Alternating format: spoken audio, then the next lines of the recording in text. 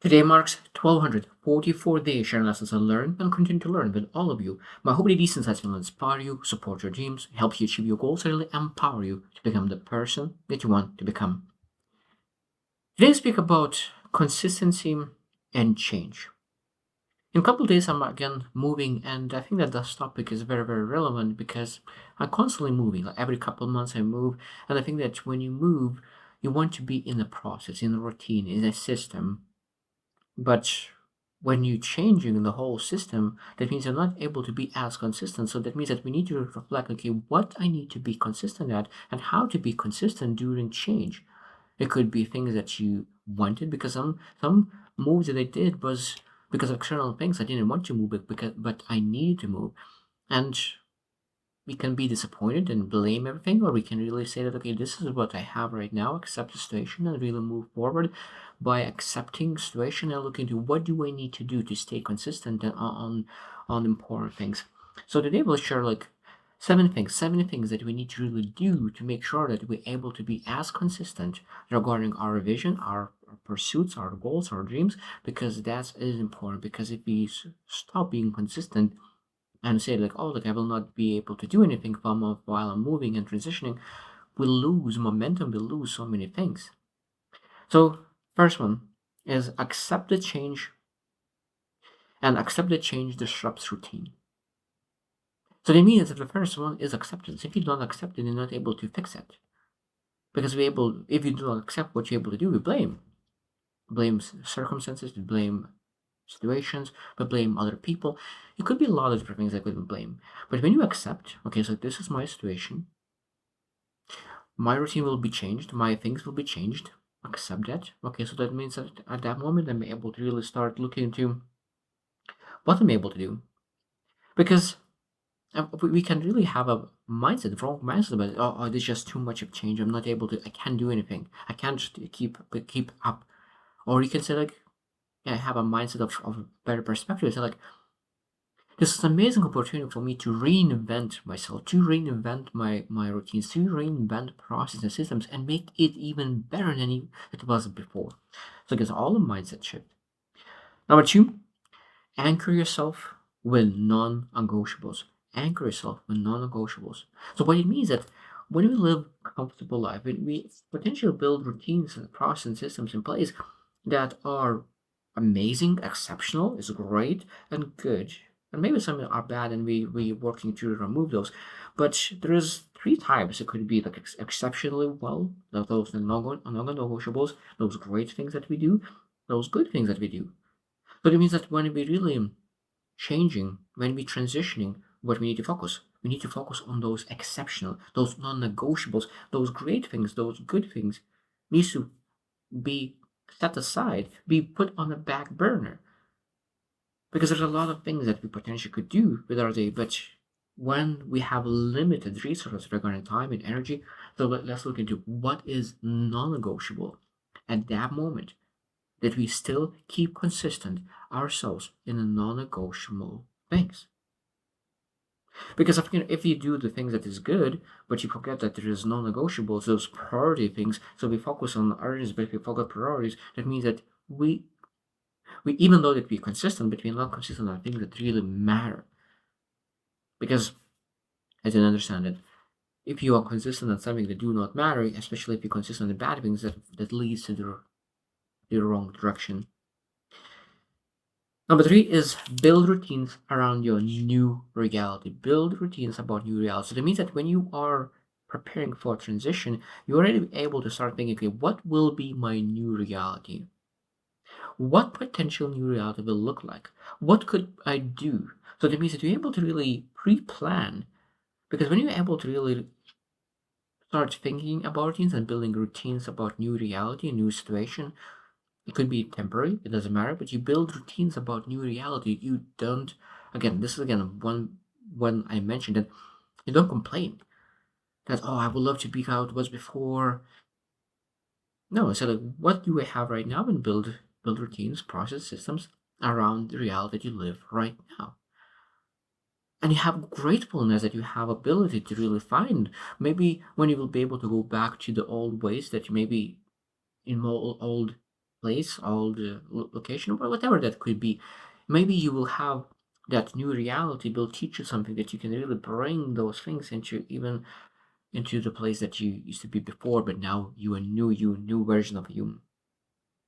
So that means we need to understand that we need to build new reality, new routines for that new reality.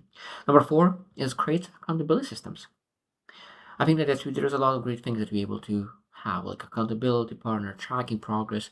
And I think that the probably one of the best is that what is not measured is not improved. So having ability to track or yourself for yourself is very, very important. And because like when you track properly, you're able to see the progress, and that progress gives you energy, and that energy gives you ability to really improve even more. And that when you improve even more, you're able to really celebrate that even more.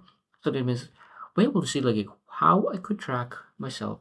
How what are the ways that I could be accountability, have accountability partner, right?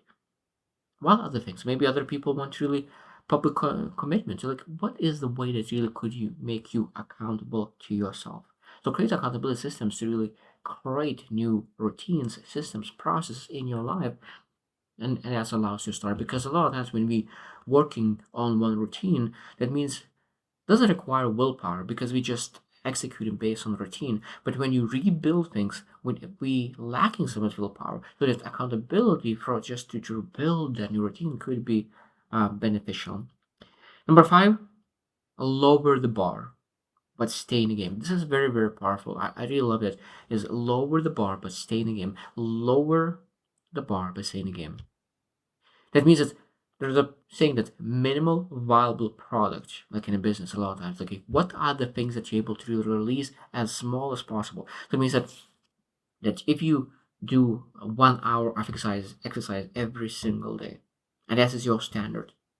So it means okay, let's lower the bar because you're moving, you're transitioning, you're changing, you there's so many things going on in your life.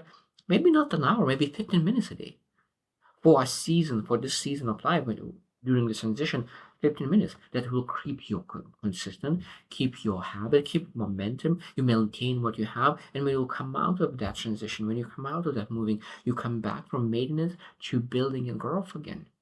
Because if you stop altogether, rather than maintaining now, you didn't maintain that, that means you start losing, and after you come back, you need to really work on getting back where you used to be rather than maintain in that in transition. It's very important. It's in everything, in finances, in emotional well-being, in physical well-being. It's very important to really lower the bar and say like what I could really maintain, what kind of things that I could maintain for a long time. It's very, very powerful. Number six, remind yourself of the bigger picture. Remind yourself of the big picture. During transition, we want to give up. We have a bad day. We want to give up. We start questioning, is it worth it? And I think that when we have that ability to really sit down and really reflect, what was the reason that I started this at the first place? What is my calling? What is my dedication? What is my commitment? Why I'm doing this? Because I think that when we're able to do that, we're able to really understand that during transition, during tough days, when it's hard to really maintain yourself, you still are able to push it through and really keep consistent with your routines, with your system, to the process, because you know that this is very important, not just for yourself, for your family, for the friends, for the community. Because I think that we are interesting people that a lot of times we're able to persevere much more for others than for ourselves. I don't say it's a good or bad, but they say that a lot of times we're able to persevere much more for other people because we're able to really say that there's so much more. So you transcend beyond yourself, and that transcendence beyond yourself is such a powerful thing because you're able to keep consistent during tough days and during transition, during change, and you're not quitting and being able to say why is that important to me. And last one, number seven, is accept imperfection and keep going. Accept mistakes and keep going. Accept setbacks. Accept disappointments, all those things. So it means when you accept that means that during transition, during change, you're trying new routines, you're trying new processes. That means when you're trying, when you're really building those, there'll be a lot of mistakes. I was planning to work 1 hour, 2 hours, but it ended up being only half an hour because this and this and this. So that means that you need to have this reflection. So like, okay, I was planning this, but it didn't work because this and this. So that means, okay, like next day I will be able to adjust and tweak those things just to make sure that I'm able to do this. So it's very, very important to understand that if you start judging ourselves, it's very, very hard to really build new routines. But when we able to see that nobody's perfect and will never be, and we're able to really adjust, we're able to improve, we're able to reflect, and this is a great part because every single time when you really make a mistake, you're able to improve because you reflect on that. I think it's very, very beautiful. And really being able to restart without guilt, shame, or anything, because guilt and shame is one of the worst emotions that we can have. And those emotions are taking away us from really having emotional attitude and really making things happen. Because I think that emotional state is very important, very, very important in anything that we do. So we need to really take care of that at any cost. So I hope you reflect as well. Like, how often do you have transitions? Like, how often do you have change in life? And what do you do to stay consistent? Because I think that it might be that every single person has a little bit different things. It could be that going to nature to recharge, reflect is a thing that really rebalance, reground you, and you're able to be present to really do the things necessary during transition to really keep those routines in place and be consistent. So I hope you just win and see you tomorrow.